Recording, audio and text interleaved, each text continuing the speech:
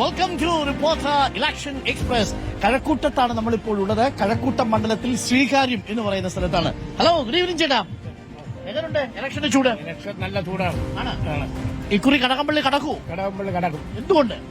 എന്താ വികസനം കടകംപള്ളിയാണല്ലോ ഇവിടെ വികസനം മൊത്തം കൊണ്ടുവന്നിട്ട്. കടകംപള്ളി തന്നെ ജയിക്കും. ഈ വിവാദങ്ങളൊന്നും കേൾക്കൂലേ? സ്വർണ്ണക്കൊള്ള ഇല്ല, അതൊന്നും കേൾക്കൂല. അതൊന്നും കടകംപള്ളിക്ക് ആയിട്ട് ഒരു ഇതുമില്ല. കടകംപള്ളിക്ക് ഒരു ബന്ധമില്ല. ഇല്ല, ഒരു ബന്ധവുമില്ല. എന്താണ് കടകംപള്ളി മണ്ഡലത്തിന് കൊടുത്തിട്ടുള്ളത് പോസിറ്റീവായിട്ട്? പോസിറ്റീവായിട്ട് ഇവിടെ എല്ലാ ഒരുപാട് വികസനങ്ങൾ കൊടുത്തിട്ടുണ്ട്. ഒരുപാട് വികസനങ്ങൾ കടകംപള്ളി കൊണ്ടുവന്നിട്ടുണ്ട്. അല്ലേ? ഉണ്ട്. ഓക്കെ, അതാണ് കടകംപള്ളി ഒരുപാട് വികസനങ്ങൾ കൊണ്ടുവന്നിട്ടുണ്ടെന്നാണ് പറയുന്നത്. നമസ്കാരം ചേച്ചി, എങ്ങോട്ട് പോകുന്നു? ഞാൻ ഇവിടെ ശ്രീകാര്യത്ത് വന്നതാണ്. തിരിച്ചു പോവാണ്. ചൂടുണ്ട് അല്ലേ? ഓ, ചൂടൊക്കെ അന്തരീക്ഷത്തിൽ നല്ല ചൂടാ. തെരഞ്ഞെടുപ്പിന്റെയും ചൂടുണ്ട്. ഉണ്ട്. എന്താണ് ഇവിടുത്തെ ഒരു അവസ്ഥ? ആര് ജയിക്കും? ആരാണ് ജയിക്കണം? നമുക്കത് സന്തോഷമാണ്. ആര് ജയിച്ചാലും അങ്ങനെയൊന്നുമില്ല. ആര് ജയിച്ചാലും നമുക്ക് സർക്കാർ തുടങ്ങണമെന്നൊരു അഭിപ്രായമുണ്ടോ? ഓ, അങ്ങനെയല്ല. നമ്മള് അതിലൊരു വ്യക്തിയാണ്. ആണോ? കടകംപള്ളി തുടങ്ങണോ? ഓ, ജയിക്കൂ? ജയിക്കും. എന്തുകൊണ്ട്? അത് അവര് ഒരു സാമൂഹിക പ്രവർത്തനം.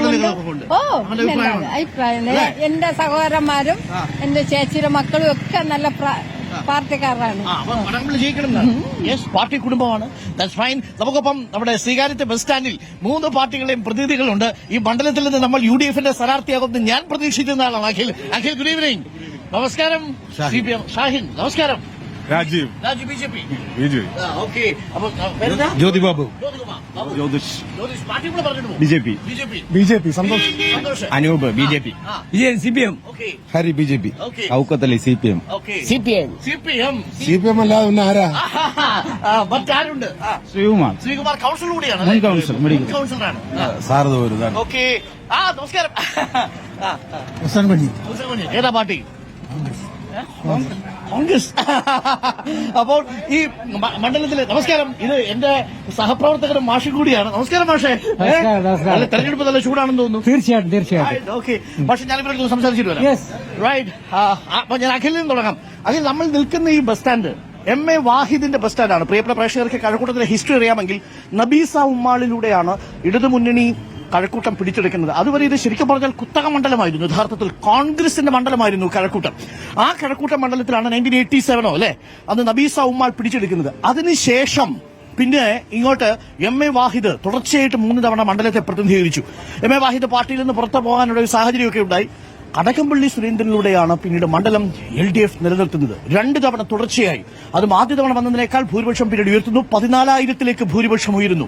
തദ്ദേശ തെരഞ്ഞെടുപ്പിൽ പോലും 2000 വോട്ടിന്റെ ആനുകൂല്യം കഴക്കൂട്ടം മണ്ഡലത്തിൽ ഇടതുമുന്നണിക്കുണ്ട്. ഇവിടെ BJPയുടെ വോട്ട് പെർസെന്റേജ് വളരെ പ്രധാനപ്പെട്ടതാണ്. ശോഭാ സുരേന്ദ്രനും V മുരളീധരനും തുടർച്ചയായിട്ട് ലീഡ് ഉയർത്തിയ മണ്ഡലം കൂടിയാണ്. എന്ത് സംഭവിക്കും കഴക്കൂട്ടത്തിൽ? അഖിൽ, എന്താ സാധ്യത മൊത്തം കേരളത്തിലും കഴക്കൂട്ടത്തും? തീർച്ചയായിട്ടും ഞങ്ങളെ സംബന്ധിച്ചിടത്തോളം UDF വലിയ ശുഭപ്രതീക്ഷയിലാണ്. പ്രത്യേകിച്ച് കഴക്കൂട്ടത്താണെങ്കിലും കേരളത്തിലാണെങ്കിലും. കേരളത്തില് കോൺഗ്രസ് അധികാരത്തിലേക്ക് വരുന്ന കൃത്യമായ ഒരു മുഹൂർത്തത്തിലേക്ക് വേണ്ടിയുള്ള കാത്തിരിപ്പ് തന്നെയാണ്. കേരളത്തിലെ കഴിഞ്ഞ 10 വർഷക്കാലമായി ഇവിടെ ഉണ്ടായിട്ടുള്ള ഭരണവിരുദ്ധ വികാരവും കേരളത്തിലെ ജനങ്ങൾ അനുഭവിക്കുന്ന ആ ഒരു പ്രയാസവും പ്രശ്നവും ഒക്കെ ജനങ്ങളെ ബോധ്യപ്പെടുത്തിക്കൊണ്ട് കോൺഗ്രസ് UDF മുന്നോട്ട് വച്ചിട്ടുള്ള കൃത്യമായ രാഷ്ട്രീയമുണ്ട്. ആ രാഷ്ട്രീയം ചർച്ച ചെയ്യപ്പെടുമെന്നുള്ള കൃത്യമായ ബോധ്യത്തോടുകൂടി തന്നെയാണ് ഞങ്ങൾ ഈ തെരഞ്ഞെടുപ്പിൽ നേരിടുന്നത്. കഴക്കൂട്ടത്തെ സംബന്ധിച്ചിടത്തോളം ഇവിടെ കഴിഞ്ഞ 10 വർഷക്കാലമായി ഈ നാട്ടിലെ വികസനത്തിന്റെ കാര്യങ്ങളിൽ എപ്പോഴും പറയുന്ന ഒരു MLA ഇവിടെ ഉണ്ട്. പക്ഷേ ആ MLAയുടെ വികസനം നിങ്ങൾ ഈ പരിസരം ഒന്ന് ശ്രദ്ധിച്ചാൽ മതി. ഇവിടെ MA വാഹിദ് കൊടുത്ത ഈ ഷെഡാണ് ഇപ്പോഴും നമ്മൾ ഇവിടെ ഉപയോഗിക്കുന്നത്. ഇവിടുത്തെ റോഡുകളൊന്ന് പരിശോധിക്കൂ. ഇവിടെ ശ്രീകാര്യം മേൽപ്പാലം, ഈ ശ്രീകാര്യം മേൽപ്പാലത്തിന്റെ ഉദ്ഘാടന സമയത്ത് ബഹുമാനപ്പെട്ട കേരളത്തിലെ മുഖ്യമന്ത്രി പറഞ്ഞത്, അദ്ദേഹത്തിനോടൊപ്പം ഈ MLA കൂടി ഇരുന്ന സ്റ്റേജിൽ അദ്ദേഹം പറഞ്ഞത് 1 വർഷത്തിനുള്ളിൽ പണി പൂർത്തിയാക്കുമെന്നുള്ള. 2 വർഷമായി ഈ മേൽപ്പാലം ഒന്ന് നിങ്ങൾ പരിശോധിച്ചാൽ മതി. ഇവിടെയുള്ള ചുറ്റുമുള്ള ഈ പരിസരത്തുള്ള മുഴുവൻ കട നടത്തുന്ന ആളുകളാണെങ്കിലും ഇവിടുത്തെ ഓട്ടോ തൊഴിലാളികളാണെങ്കിലും അവർക്കൊക്കെ ഈ പൊടിപടലം കാരണം ഇവിടെ ഒന്ന് ഇരിക്കാൻ പോലും കഴിയാത്ത രീതിയിൽ അവരുടെയൊക്കെ ബിസിനസ്സൊക്കെ ആകെ ശോചനീയമാണ്. സ്വർണ്ണക്കൊള്ള ഈ മണ്ഡലത്തിൽ ബാധിക്കാൻ സാധ്യതയുണ്ട്. തീർച്ചയായിട്ടും ഈ ശബരിമല വിശ്വാസികൾ ഏറ്റവും കൂടുതലുള്ള ഒരു വിശ്വാസ പ്രമാണങ്ങൾ ഏറ്റവും കൂടുതൽ ഫോളോ ചെയ്യുന്ന, ഏറ്റവും കൂടുതൽ ക്ഷേത്രങ്ങളും അമ്പലങ്ങളും പള്ളികളുമുള്ള ഒരു മണ്ഡലമാണ് കഴക്കൂട്ടം. കഴക്കൂട്ടത്തെ സംബന്ധിച്ചിടത്തോളം ഇവിടെ വിശ്വാസികളായിട്ടുള്ള ആളുകൾ സ്വർണ്ണക്കൊള്ള ചർച്ച ചെയ്യും. ഈ പറയുന്നത് പോലെ തന്നെ ഈ ഉണ്ണികൃഷ്ണൻ പോറ്റിയുമായി ബന്ധപ്പെട്ടിട്ടുള്ള ആരോപണം ഉന്നയിക്കുന്ന ചില സ്ഥലങ്ങൾ ഈ ബഹുമാനപ്പെട്ട MLA ഇവിടെ അദ്ദേഹവുമായിട്ട് ഈ നിങ്ങൾ ചാനലിലൊക്കെ കാണിച്ച ചില ഫോട്ടോസ് പോലും ഈ പ്രദേശവുമായി ബന്ധപ്പെട്ടതാണ്. അപ്പൊ തെരഞ്ഞെടുപ്പിൽ ചർച്ചയാവുന്നുള്ളതാണ്. അങ്ങനെയാണെങ്കിൽ തിരിച്ചടിയാവുമല്ലോ CPM-ന്. ഇത്തവണ വളരെ ഈസിയാണോ കടകംപള്ളിയെ സംബന്ധിച്ച്? വികസനത്തെ കുറിച്ച് പറയും. നമ്മൾ ഇരിക്കുന്ന പോലും കോൺഗ്രസിന്റെ പഴയ MLA-യുടെ ബസ് സ്റ്റാൻഡിലാണ്. ഈ പറയുന്ന ഈ കഴിഞ്ഞ 10 കൊല്ലം ഈ നാടിന്റെ സുവർണ കാലഘട്ടമാണ്. ഇവിടെ നടന്ന വികസനങ്ങൾ എടുത്തു നോക്കിയാൽ തന്നെ ഈ ബസ് സ്റ്റോപ്പ് മാത്രമേ അവർക്ക് കാണിക്കാൻ കഴിയുള്ളൂ. ഇവിടെ നടന്ന സ്കൂളിന്റെ വികസനമായാലും ഈ പറയുന്ന ഇവിടുത്തെ പ്രൈമറി ഹെൽത്ത് സെന്റർ പാങ്ങപ്പാറയാലും ഈ 2 കാര്യങ്ങൾ മാത്രമേ ഞാൻ പറയുന്നു. 2.5 വർഷം കൊണ്ടാണ് ഇവിടെ മുഖ്യമന്ത്രി ഉദ്ഘാടനം ചെയ്തപ്പോൾ ഈ മേൽപ്പാലത്തിന്റെ പണി അവസാനിക്കുന്നത്. അതിന്റെ പണികൾ ദ്രുതഗതിയിൽ പ്രയോഗിച്ചിട്ടുണ്ട്. ഇപ്പോൾ സർവീസ് റോഡുകൾ ടാറുകയും ഈ റോഡിന്റെ വീതി കൂട്ടി ഗതാഗത കുരുക്കഴിക്കാനുള്ള എല്ലാ മാർഗങ്ങളും ചെയ്തു. ഇപ്പൊ ഈ കാണുന്ന കുഴികളും മറ്റതുമൊക്കെ ഇവിടുത്തെ പൈപ്പ് ലൈനുമായി ബന്ധപ്പെട്ട് പുതിയ പൈപ്പ് ലൈനിലാണ്, പുതിയ പമ്പിംഗ് സ്റ്റേഷൻ, പുതിയ വാട്ടർ സ്റ്റോറേജ് സിസ്റ്റം എല്ലാം കൊണ്ടുവരികയാണ്. അതിന്റെ ഭാഗമാണ്. അതിന്റേതായ ചെറിയ ബുദ്ധിമുട്ടുകളുണ്ട്. നമ്മൾ മുമ്പ് കഴക്കൂട്ടത്ത് മേൽപ്പാലം വന്നപ്പോൾ നമ്മൾ കണ്ടതാണ്. അവിടെ എത്ര ദിവസം കടകൾ അടച്ചു. കടകംപള്ളി ഈസിയായിട്ട് കടക്കും. കടകംപള്ളിയാണ് ഇവിടുത്തെ പ്രതീക്ഷ. ഈ ജനങ്ങൾ കടകംപള്ളി കടക്കും, കഴക്കൂട്ടത്തിന് പുറത്തോട്ടാണ്. കടകംപള്ളി കടക്കും. കടകംപള്ളി വൻ ഭൂരിപക്ഷത്തോടെ ജയിക്കും. ഒരു മിനിറ്റ്. ഇവിടെ കഴക്കൂട്ടത്ത് കഴിഞ്ഞ പാഴായി പോയ വർഷങ്ങളാണ്. നമുക്കറിയാം, പഴയ റൂറലിനെയും സിറ്റിയെയും ബന്ധിപ്പിക്കുന്ന ഒരു മണ്ഡലമാണ് കഴക്കൂട്ടം മണ്ഡലം. ആ കഴക്കൂട്ടം മണ്ഡലം ഈ രാജ്യത്ത് ആദ്യമായിട്ട് ടെക്നോ പാർക്ക് ഉണ്ടായ മണ്ഡലം. പക്ഷെ ഇന്ന് ടെക്നോ പാർക്ക് കൊണ്ടുവന്ന CPM. അന്നത്തെ സ്ഥിതി എന്ന് പറയുന്നത് 9ാം സ്ഥാനത്ത് രാജ്യത്ത് 9ാം സ്ഥാനത്തേക്ക് മാറി. അതാണ് CPM-ന്റെ നേട്ടം എന്ന് പറയുന്നത്. 2 ബോർഡ് വെച്ചിട്ടുണ്ട്, 10 ഐറ്റം എഴുതി വെച്ചിട്ടുണ്ട്. ഒന്ന് മേൽപ്പാലമാണ്. 2019 തുടങ്ങിയ മേൽപ്പാലം 21 പൂർത്തിയായിരിക്കുന്നു. ഇവിടെ ആർക്കും നടക്കാൻ പറ്റുന്നില്ല, ഒരാൾക്ക് നടക്കാൻ പറ്റുന്നില്ല. പിന്നെ 2ാമത് വെച്ചിട്ട് പേട്ട ആനേറ റോഡ്, നിങ്ങൾക്ക് അതുവഴി പോണേണ്ടല്ലോ, ഇന്ന് അടച്ചിട്ടിരിക്കുകയാണ്. ലോഡ്സിലോട്ട് പോകുന്ന വഴി അടച്ചിട്ടിരിക്കുകയാണ്. പൊതുഗതാഗതം തടസ്സപ്പെടുന്നു. ഇവിടുന്ന് കല്ലമ്പള്ളിയിൽ അങ്ങോട്ട് പോകുമ്പോഴത്തേക്ക് അമൃതനഗരം പദ്ധതി 98 കോടി രൂപയുടെ അമൃതനഗരം പദ്ധതി പൈപ്പ് ലൈനാണ്. ഈ മണ്ഡലത്തിലെ ഓരോ വീട്ടിലും കുടിവെള്ളം എത്തിയിട്ടില്ല. കഴിഞ്ഞ കുറെ ദിവസങ്ങളായി. ഇല്ലില്ല, മോശമില്ല. ഇവിടെ കുടിവെള്ളത്തിന്റേതായ പദ്ധതി എന്ന് വെച്ചാൽ പഴയ പൈപ്പ് ലൈൻ മാറ്റിയിട്ട് പുതിയ പൈപ്പ് ലൈൻ ഇടുകയാണ്. ആ പുതിയ പൈപ്പ് ലൈനിന്റെ ഭാഗമാണ് ഈ റോഡ് വെട്ടി. അതിനകത്തും പ്രശ്നമുണ്ട്. പുതിയ പൈപ്പ് ലൈൻ എന്ന് വെച്ചാൽ അരുവിക്കരയിൽ നിന്നും മൺവെള്ള ടാങ്കിലേക്ക് എത്തുന്നു. ഇവിടുത്തെ കുടിവെള്ള പ്രശ്നം പരിഹരിക്കാനാണ് അവിടെ ചെയ്തിരിക്കുന്നത്. കടകംപള്ളി സുരേന്ദ്രനും അദ്ദേഹത്തിന്റെ സുഹൃത്തായിട്ടുള്ള പ്ലംബേഴ്സ് അസോസിയേഷൻ സെക്രട്ടറി ശ്രീ സൂദരൻ ചേർന്നുകൊണ്ട് ഈ പൈപ്പ് ലൈനിൽ ഒരിടത്ത് പോലും T ജോയിന്റ് ഇടലെന്ന് പറഞ്ഞു. 900 mm പൈപ്പ് ലൈനാണ്. അതിനകത്ത് KJK ഹോസ്പിറ്റലിന് സമീപവും ശ്രീകാര്യത്തും കല്ലമ്പള്ളിക്കകത്തും ആ ലൈന് വെള്ളം കിട്ടൂലേ? വെള്ളം ഇനി കിട്ടില്ല. ഇല്ലില്ല, ഇവിടെ വെള്ളം കിട്ടും. അതിന്റെ പുതിയ പൈപ്പ് ലൈനിന്റെ പണി ഇവിടെ പൈപ്പ് ലൈനിലാണ് കിട്ടിക്കുന്നത്. ആ പൈപ്പ് ലൈനാണ് ഇട്ടിരിക്കുന്നത്. കാരണം എന്ന് പറഞ്ഞാൽ എന്റെ കയ്യിൽ രേഖകളുള്ളതുകൊണ്ടാണ്. ഞാനില്ല പൊതുഗതിക്ക് മുഖ്യമന്ത്രി അല്ല, കഴിഞ്ഞ ലോക്കൽ ബോഡി തെരഞ്ഞെടുപ്പിന്റെ സമയത്ത് MLA ആണ് ഇവിടുത്തെ വാട്ടർ അതോറിറ്റിയുടെ മുന്നിൽ പോയി സമരം നടത്തിയത്. ഇല്ലില്ല, ഒരു MLA എന്ന നിലയിൽ അത് ഇടപെടണ്ടേ? കാരണം ഇവിടെ ഈ സിവറേജ് ലൈൻ വരുന്നുണ്ട്, പിന്നെ ഈ പൈപ്പ് ലൈൻ വരുന്നുണ്ട്, ഈ ഗ്യാസ് പൈപ്പ് ലൈൻ. എവിടെയാണ് സീവേജ് ലൈൻ? എവിടെയാണ് സീവേജ് ലൈൻ? എവിടെയാണ് പൈപ്പ് ലൈൻ? ഞാൻ ഇനി ഒന്നുകൂടെ പറയാം. ഈ MLA മന്ത്രിയായിരുന്ന സമയത്ത് പറഞ്ഞ ഒരു പദ്ധതിയാണ് നമ്മളെ സിവിൽ സ്റ്റേഷനെ പോത്തങ്കോട് ബന്ധിക്കുന്ന റോഡ്. എവിടെ കാണാനില്ല? അതിന്റെ ഉദ്ഘാടനം കഴിഞ്ഞു. മണ്ണന്തല മുതൽ ശ്രീകാര്യം വരെയുള്ള റോഡിന്റെ വികസനത്തിന് ഉദ്ഘാടനം കഴിഞ്ഞു. ഇനി ഈ റോഡിലേക്ക് വീതി കൂടുകയാണ്. അപ്പൊ ഇത് വീതി കൂടുകയാണ്. അവിടെ പൗടിക്കോണം മുതൽ ചെക്കാലം മുതൽ പുതിയ റോഡ് വീതി സ്ഥലമെടുത്തുകൊണ്ടിരിക്കുകയാണ്. ഈ നമ്മുടെ കൊച്ചുവേളിയിലെ ബ്രിഡ്ജ് തറന്നു വീഴുന്നത് ഓർമ്മയുണ്ടോ? അത് ഉൾപ്പെടെ ഈ കോൺസ്റ്റിറ്റ്യുവൻസിക്കകത്താണ്. ഇവിടെ പല കാര്യങ്ങളും മനസ്സിലാക്കേണ്ടത്.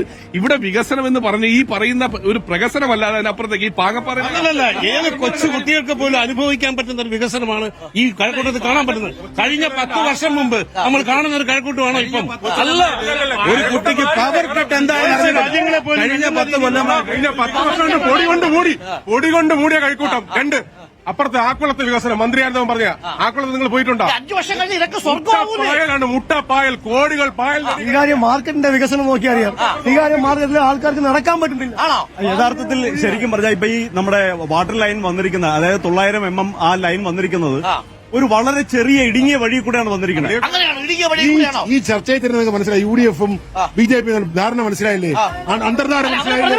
ചർച്ച മനസ്സിലായില്ലേ? പ്രതിപക്ഷം ആയിക്കോട്ടെ, സപ്പോർട്ട് ചെയ്യല്ലേ, പരസ്പരം സപ്പോർട്ട് ചെയ്യല്ലേ?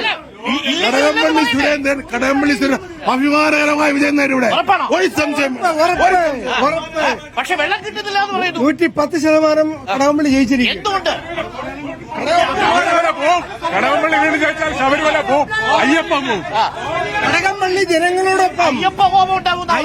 ആര് കട്ടത് എവര്? അത് എടുത്തു കൊടുത്തത് അവര്. UDF എടുത്തു കൊടുത്തു. BJP-കാരൻ നിങ്ങൾ CPM നേതാക്കളാണ് ജയിലിൽ കിടക്കുന്നത്. കട്ടത് തന്ത്രി ആരാ? BJP. തന്ത്രി ഉണ്ണികൃഷ്ണൻ പോറ്റിയിരുന്നത് മന്ത്രിയുടെ വീട്ടിലാണ്. തങ്കി എടുത്തു കൊടുത്ത തന്ത്രി കയറ്റത് ആരപ്പാന്ന് ചോദിക്കുന്നു. ആരാ നമുക്ക് പറയണ്ട? തന്ത്രി കയറ്റത് ആരാ? ചരിത്ര വിജയം ഉണ്ടാകും കടകംപള്ളി, ചരിത്ര വിജയം. എന്തുകൊണ്ട്? കഴിഞ്ഞ 10 വർഷം കൊണ്ട് ഈ കഴക്കൂട്ടത്ത് നേടിയതുപോലെ ഒരു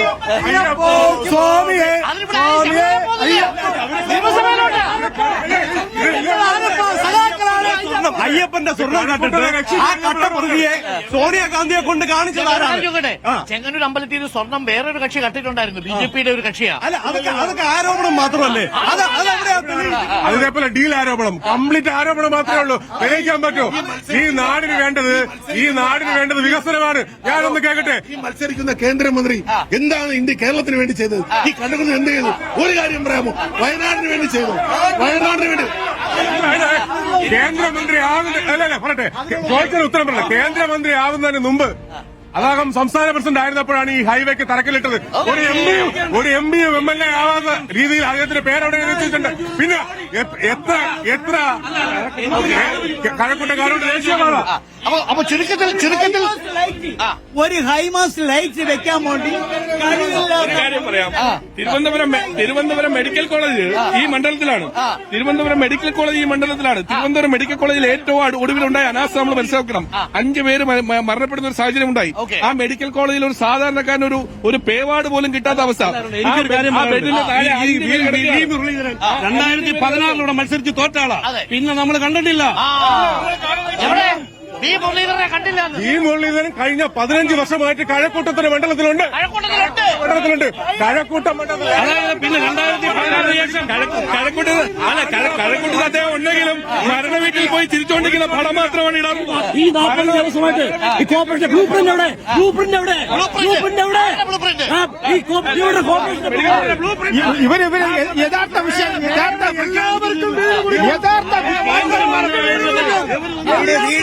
വീട് ശുചിത്വം, നായശല്യം ഒഴിവാക്കം, ഓൾറെഡി കൊടുത്തു കഴിഞ്ഞു. 5 ഇനി കൊടുക്കാൻ പോകുന്നു. സർക്കാർ 4.25 ലക്ഷം കൊടുത്തു. ഈ 10 വർഷം കൊണ്ട് ഇരുട്ടുകൊണ്ട് വോട്ടടയ്ക്കുന്ന വികസനമാണ് കടകംപള്ളി സുരേന്ദ്രൻ ഇവിടെ ചെയ്തിട്ടുള്ളത്. ദേവസ്വം മന്ത്രിയായിരുന്നു, ടൂറിസം മന്ത്രിയായിരുന്നു. ആക്കുളം കായലിൽ കണ്ണാടിപ്പാലം ഉദ്ഘാടനത്തിന് മുമ്പേ തകർന്നു. അത്ര ക്വാളിറ്റി. അപ്പൊ തന്നെ പുതിയ പാലം വന്നു. അതൊക്കെ സാങ്കേതിക 140 മണ്ഡലങ്ങളിൽ ഏറ്റവും കൂടുതൽ വികസനം കൊടുത്തത് കഴക്കൂട്ടപ്പെട്ടാണ്. കണ്ണാടിപ്പാലം വിജിലൻസ് കേസായി നിൽക്കുകയാണ്. കോടിക്കണക്കിന് അഴിമതിയാണ് കടകംപള്ളി സുരേന്ദ്രൻ. ഈ പറയുന്നതൊക്കെ ഒരൊറ്റ കാര്യത്തിൽ മനസ്സിലാക്കേണ്ടതാണ്. കാരണം എന്ന് പറഞ്ഞാല് ഈ സംസ്ഥാന ഗവൺമെന്റിന്റെ ചെയ്തികൾക്ക് കിട്ടിയ അവാർഡുകളൊക്കെ തന്നെ ആര് കൊടുത്തതാണ്? BJP ഒരിക്കലും കേന്ദ്ര ഗവൺമെന്റ് കൊടുത്ത അവാർഡുകളാണ്. ഈ അവാർഡുകളൊക്കെ എന്തിനാണ് ചോദ്യം അറിയോ?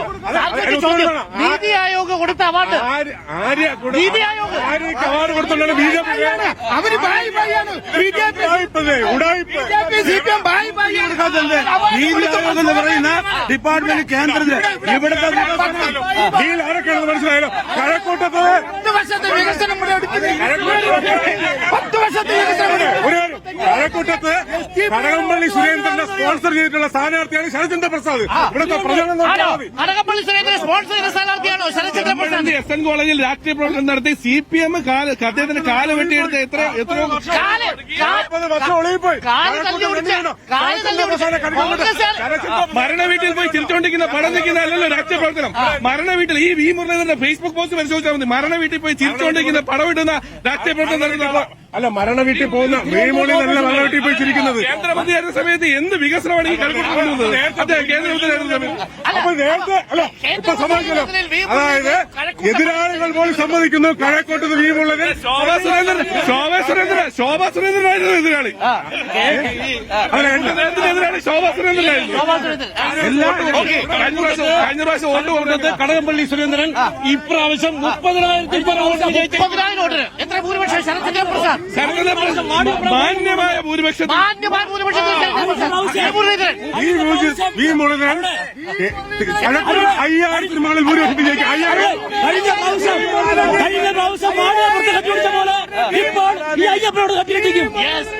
5000 വോട്ടിന് വി മുരളീധരൻ BJP 30,000 വോട്ടിന് മാന്യമായ ഭൂരിപക്ഷമാണ് Congress. Over to studio short break. നമ്മുടെ യാത്ര തുടരുന്നു. റിപ്പോർട്ടർ ഇലക്ഷൻ എക്സ്പ്രസ് തിരുവനന്തപുരം ജില്ലയിലാണ്, കഴക്കൂട്ട മണ്ഡലത്തിലാണ്. ചെറിയ ചൂടിന് ഒരു ആശ്വാസമായിട്ടുണ്ട്. മഴ വരാൻ പോകുന്നു. ആരുടെ മനസ്സിലാണ് നെടുപൊട്ടുന്നത് നമുക്ക് കാത്തിരുന്ന് കാണാം. Short break.